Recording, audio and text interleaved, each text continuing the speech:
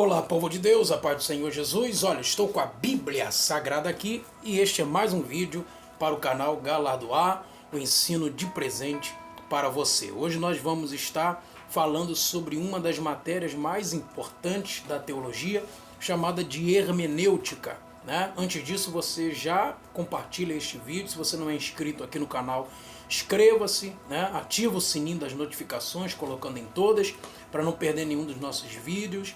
E também nos ajuda aqui comentando, curtindo, compartilhando este vídeo para a glória de Deus, amém? Nós vamos então falar sobre hermenêutica, né? E o que seria a hermenêutica. Primeiramente, nós temos que levar em consideração que a hermenêutica não é um ramo exclusivo da teologia, né? Para falar a verdade, a hermenêutica é de fato um ramo que vem de um nome grego. É um deus grego chamado Hermes, né?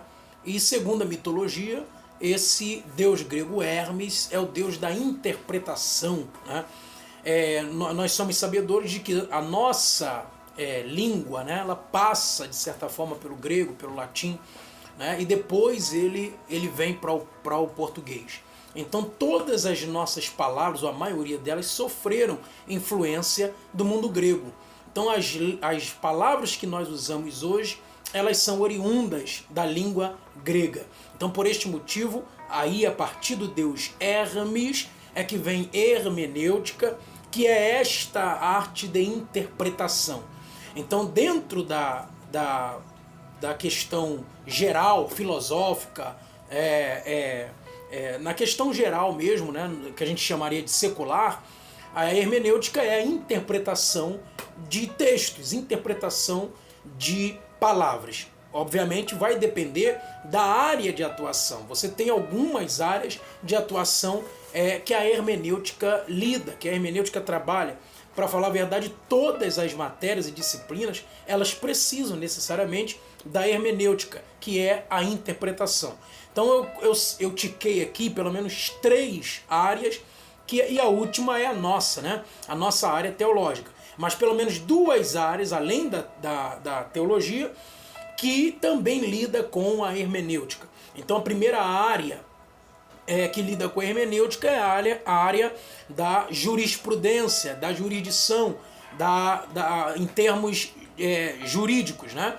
Então nós vamos observar que a hermenêutica para o judiciário, né? Para o judiciário, tem relação direta com a arte ou a técnica de interpretar e explicar um texto ou discurso, né? Dentro da área jurídica é interpretado o texto ou o discurso pelo qual está sendo proposto. Dentro da área filosófica, nós temos, por exemplo, e aí a filosofia, inclusive, dialoga muito mais com a teologia do que nós imaginamos, né? Inclusive tem aí esse racha, essa briga boa, né? Essa briga boa entre teologia e filosofia, para saber justamente qual que seria a mãe das ciências, né? Então, filosoficamente, a hermenêutica trabalha com 2 vertentes fundamentais. A primeira é a epistemologia e a segunda é a ontologia. Então, epistemologia vem da palavra episteme, que é conhecimento. Então é o estudo do próprio conhecimento, de todo o seu desdobramento cognitivo, cerebral, né? Tudo aquilo que envolve o conhecimento propriamente dito é motivo para a filosofia entrar em ação, tentando interpretar as ideologias e os pensamentos ao longo de toda a história humana, digamos assim. E a ontologia trabalha, né, com isso também, mas a respeito da essência, né? A ontologia trabalha a essência, a expressão onto quer dizer ser, né? Ser. E logia, estudo do ser. Então, quando eu observo as 2 vertentes filosóficas para a interpretação do mundo, né? Se a gente for olhar, por exemplo, o mundo, alguém pode interpretar o mundo por uma visão altamente epistemológica, ou outra pessoa pode interpretar o mundo por uma visão altamente ontológica. Então a ontologia é o ser, né? Se a gente vai para dentro da teologia, que também tem ontologia, né? A teologia, ela explica a hermenêutica de uma nova perspectiva, uma vez que ela acrescenta a palavra sagrada ou bíblica. Porque a nossa hermenêutica, a nossa interpretação está debruçada diretamente à Bíblia Sagrada, à Palavra de Deus. Então por isso que hermenêutica para dentro da teologia é chamada de hermenêutica bíblica ou sagrada, porque está relacionado diretamente com as escrituras sagradas, aquilo que nós já aprendemos em introdução bíblica, ou origens bíblicas, ou ainda bibliologia do Antigo e do Novo Testamento, aquilo que nós aprendemos acerca da inspiração divina, né? Nós acreditamos como cristãos genuínos, como cristãos reformados, né? Acreditamos que a Bíblia é a palavra de Deus, né? Que foi inspirada por Deus aos seus escritores, e os escritores, portanto, colocaram no linguajar humano aquilo que Deus assim o revelara, ok? Então, neste ponto, nós interpretamos a Bíblia Sagrada como regra de fé e prática. E como interpretação da Bíblia Sagrada como regra de fé e prática, existem também algumas metodologias que precisam ser observadas a fim de que haja uma boa interpretação. Então, se na área jurídica nós explicamos e interpretamos os textos ou discurso, na área filosófica interpretamos a epistemologia a partir da epistemologia ou a partir da ontologia, na teologia nós fazemos basicamente a mesma coisa, só que nós olhamos para o intratexto. Nós olhamos para dentro da palavra e a partir dela. Então, primeiro eu explico o intratexto para poder também trabalhar o extratexto. Então nós usamos tanto a epistemologia quanto também a ontologia, ok? Episteme, conhecimento, é o conhecimento do mundo, é o conhecimento do cosmos, é o conhecimento adjacente, né? É o estudo deste conhecimento a partir de vários fatores, de várias abordagens. E a ontologia é o estudo do ser, olhando para este lado, dentro da perspectiva teológica, por exemplo, a própria teologia é o estudo de Deus. Então aqui eu estaria usando a epistemologia para tentar compreender Deus. Vai chegar em um momento, isso aqui não é teologia da lacuna, né? Não tem relação com a teoria da lacuna, ou seja, se nós não temos resposta para nada, então é Deus, né? Isso é chamado de teoria da lacuna. Se eu não tenho resposta para determinada situação que é um mistério, eu coloco Deus ali dentro e nem sempre é desta forma. Até as coisas que temos respostas, nós sabemos que vem da parte de Deus, da parte do Deus Todo-Poderoso, ok? Não é simplesmente linkar e deixar ele ali dentro daquela lacuna, daquele período que está, daquela situação ali que está sem resposta. Então, dentro da teologia, a própria teologia é o estudo de Deus. Como vai chegar em algum momento da história bíblica que nós não vamos conseguir alcançar a essência de Deus, muito pelo contrário, Deus é trabalhado a partir dos seus atributos, dos seus nomes, dos seus títulos, dentro da Bíblia, não é isso? Que a gente já aprendeu em outro momento. Deus é caracterizado e conhecido pelos seus nomes, pelos seus atributos. Então, já que ele é conhecido pelos nomes, pelos atributos e pelos títulos, o que nós estamos fazendo é uma teontologia. Lembra que eu falei agora? Ontologia é o estudo do ser.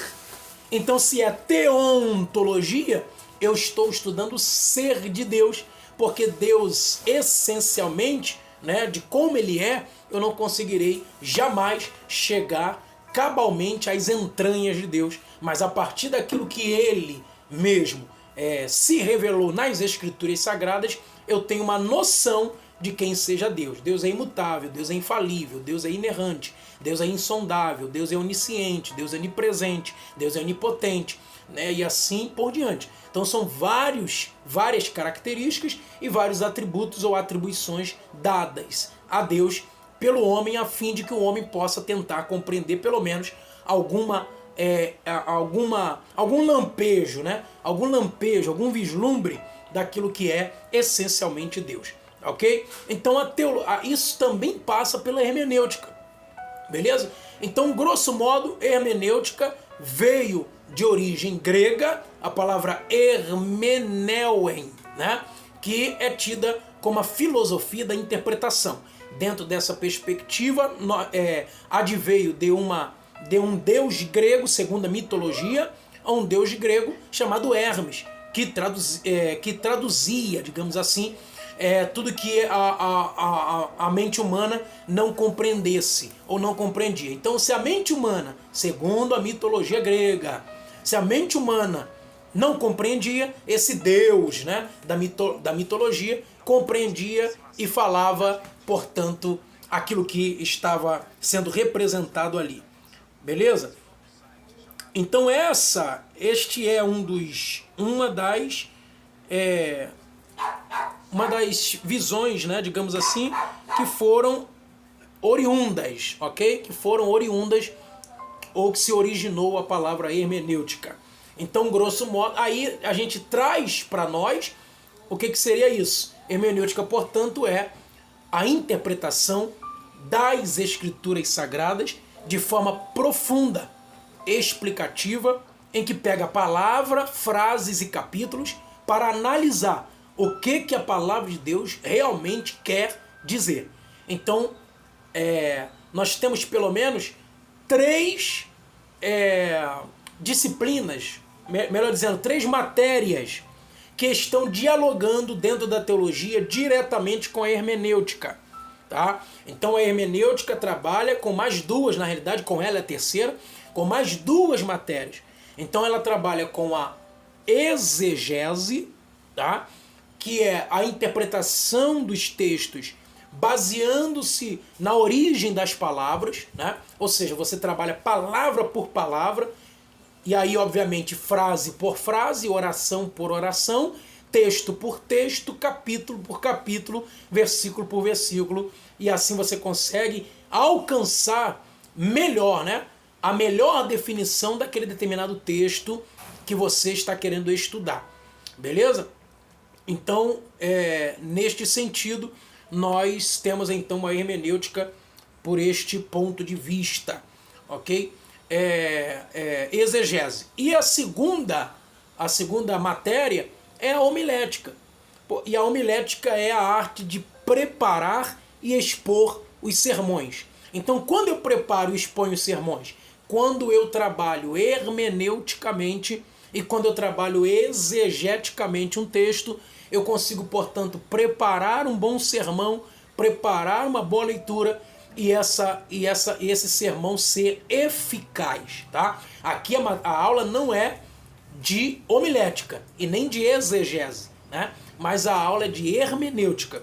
Só que eu estou dizendo para vocês que essas matérias se combinam, ok? Estas matérias se combinam. Por causa disso é importante trabalhar e estudar todas estas 3, né? Todas essas 3 matérias aí, ok? Então, beleza. Esse primeiro ponto de explicação assim, mais da origem da palavra hermenêutica, né? É importante para nós, tá? É importante aqui para a gente poder identificar. Um outro ponto, agora olhando já para o contexto da Bíblia Sagrada, propriamente dito, nós podemos dizer que o primeiro hermeneuta, né, digamos assim, da Bíblia Sagrada foi Esdras. Esdras foi o grande compilador, né?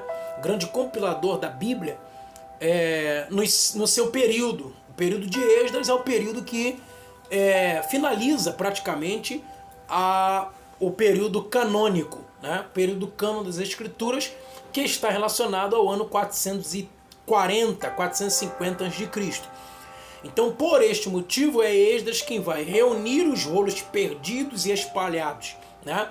Segundo a tradição e segundo a história, é ele quem vai reunir os rolos perdidos e espalhados.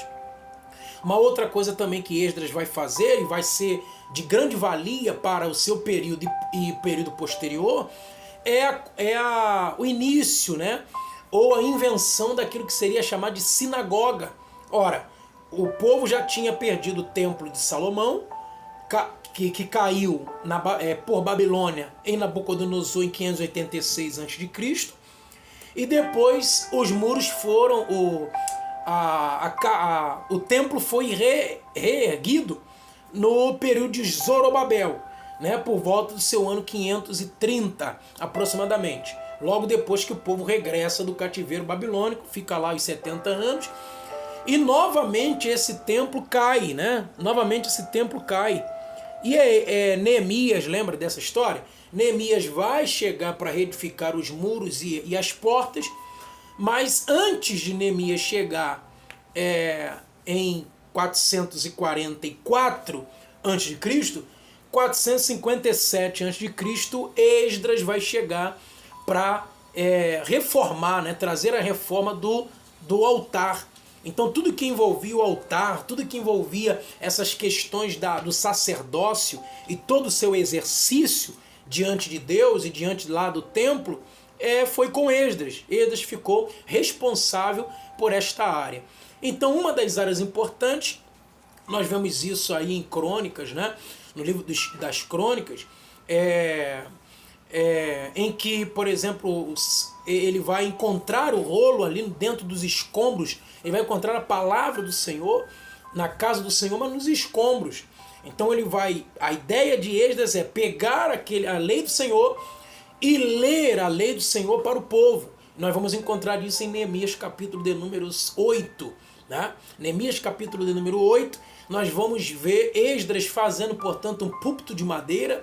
E esse púlpito de madeira vai servir para que ele lesse a palavra do Senhor para um novo grupo de pessoas que agora tinha voltado do cativeiro babilônico, que tinha ficado lá durante 70 anos, e que aprendeu a língua, a mistura, a miscigenação da língua hebraica, que são a língua dos hebreus, com a língua caldeia, com a língua dos babilônios.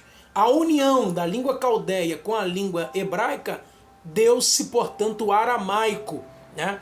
E a língua aramaica foi predominante na Babilônia dos tempos dos 70 anos do cativeiro babilônico, discriminados inclusive lá, tanto em Jeremias capítulo 25, né? E também nós vemos no próprio livro de Daniel e de Ezequiel estes pontos importantes, tá? Então o que eu estou querendo dizer com isso? O povo está regressando do cativeiro babilônico, que ficou lá falando aramaico 70 anos. Ou seja, eles perdem a noção da sua própria língua, a língua materna, a língua máter, a língua mãe, a língua oriunda, né? Então eles perdem esta língua internalizada, eles acabam perdendo para aderir uma nova língua. Só que a Bíblia, eu estou usando a expressão Bíblia aqui, mas é óbvio que não existia esta expressão ainda, o pergaminho, os rolos, a palavra de Deus, a Tanakh, né? A Tanakh, que era a Bíblia dos judeus naquele período, estava toda escrita praticamente em hebraico, né? Com alguns fragmentos, nós temos aí, por exemplo, Daniel capítulo 2, até o capítulo de número 7, ele também é escrito em aramaico, em siríaco, né? É um fragmento do aramaico, é como se fosse um dialeto. Então ele era escrito todo em aramaico. O que Esdras vai fazer? O povo precisa receber a lei de Deus, só que eles já não vão entender mais o hebraico. Esdras lê a palavra de Deus em hebraico, mas como ele também é bilíngue, ele fala aramaico e fala para o povo em aramaico a palavra de Deus. Então, por isso Esdras é considerado o primeiro intérprete da Bíblia Sagrada, já no Antigo Testamento, no final do Antigo Testamento, por volta do ano 450 a.C. Esdras, portanto, é considerado o hermeneuta, o primeiro hermeneuta, que vai pegar a palavra e vai esmiuçar e ao mesmo tempo vai interpretar para que o povo possa compreender, tá ok? Então é por este motivo. Vamos fazer um próximo vídeo, né? Para não ficar muito longo este vídeo aqui. E nós vamos para um segundo vídeo. Já deixo aqui claro para vocês que nós vamos fazer 4 vídeos, uma série, né, de 4 vídeos falando sobre hermenêutica. No segundo vídeo eu vou dar para vocês alguns princípios básicos para ser usada a hermenêutica sagrada, né? Dentro da área jurídica deve ter outros princípios. Dentro da área filosófica, puramente filosófica, deve ter outros princípios. Mas eu vou dar aqui para vocês um dos princípios fundamentais para nós podermos usar a hermenêutica sagrada de maneira correta, para que você possa também interpretar a Bíblia Sagrada de maneira correta, tá ok? Deus abençoe sua vida. Este foi mais um vídeo para o canal Galardoar, o ensino de presente para você.